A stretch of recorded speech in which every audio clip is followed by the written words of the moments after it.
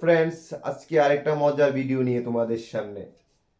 On in, on the bus না in the bus, on the car না in the car, on the plane না in the plane. একটা confusion তৈরি করে আমাদের যানবাহনের ক্ষেত্রে। আমরা অন ব্যবহার করব না ইন ব্যবহার করব। শুরু করা যাক। আমরা আমরা অন এবং ইন দুই ভাগে বিভক্ত করলাম। দেখা যাচ্ছে এটা কিছুটা হলেও বাসের মতো দেখা যাচ্ছে, আর এটা ছোট গাড়ি।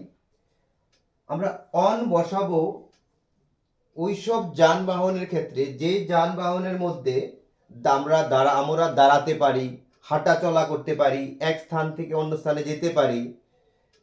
ওইসব যানবাহনের ক্ষেত্রে আমরা বলতে পারি on the bus, I am on the বাস।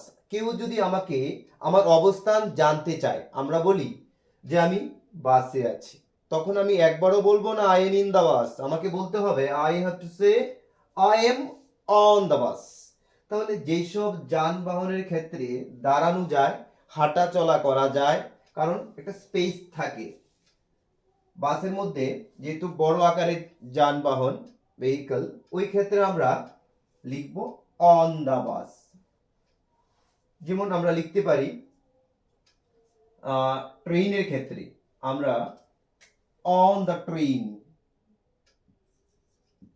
ট্রেনের ক্ষেত্রে লিখতে পারি। ট্রেনও আমাদের অনেকটা স্পেস পাওয়া যায়, আমরা দাঁড়াতে পারি এবং হাঁটা চলা করতে পারি। ওই ক্ষেত্রে আমরা লিখব অন। যখন আমরা প্লেনে বা এয়ারে থাকবো, বলতে পারি I am on the plane or air. এই গেল অনের ব্যবহার।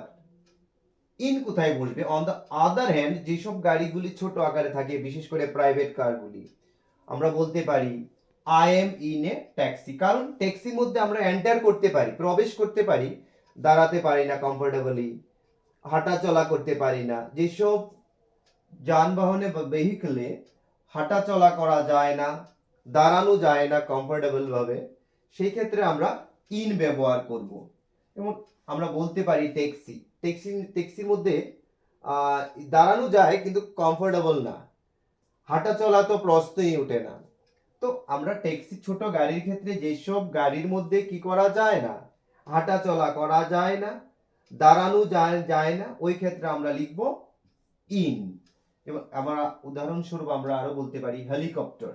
হেলিকপ্টারও কিন্তু উপরে উঠলে, উপরে আমরা হেলিকপ্টার দিয়ে এক স্থান থেকে অন্য স্থানে দূরে কোথাও যেতে পারি, কিন্তু দাঁড়ানো যায় না বা হাঁটা চলা করা যায় না, ছোট থাকে। তো তো এর জন্য ওই ক্ষেত্রে আমরা লিখব ইন। আশা করি ইন আর অনের মধ্যে আজকের পরে আর সমস্যা থাকার কথা নয়। আরেকবার আমি কিছু স্পষ্ট ভাবে বলে দিচ্ছি, যে তোমাদের যদি কোনো প্রকার কনফিউশন না থাকে, যে যেসব গাড়ির মধ্যে, যেসব যানবাহনে হাঁটা চলা করা যায়, দাঁড়ানো যায়, স্পেস থাকে, ওইসব যানবাহনের মধ্যে আমরা লিখব অন প্রিপোজিশন। আর যেসব যানবাহনের মধ্যে হাঁটা চলা করা যায় না, দাঁড়ানো যায় না, ওইসব যানবাহনের ক্ষেত্রে আমরা প্রিপোজিশন রূপে ব্যবহার করব ইন। তো দেখা হবে পরবর্তী ভিডিওয়ে আরেকটা মজার বিষয় নিয়ে তোমাদের সামনে আমি উপস্থিত থাকবো। আমি টিকে বলি।